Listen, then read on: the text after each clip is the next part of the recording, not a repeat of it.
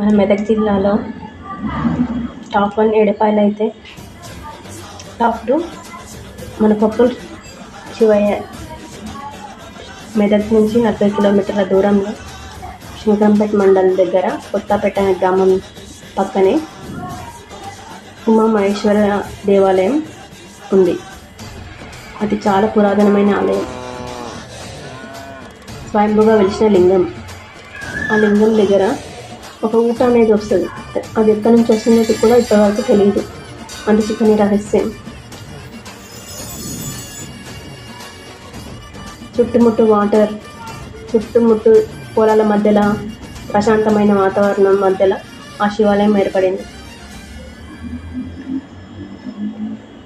ఈ కొప్పోలు సంగమేశ్వర స్వామి దేవాలయం అందరికీ తెలియాలని ఈ వీడియో తీస్తున్నా. అందుకే ప్రతి ఒక్కరు షేర్ చేయండి, కామెంట్ చేయండి, సబ్స్క్రైబ్ చేసుకోండి.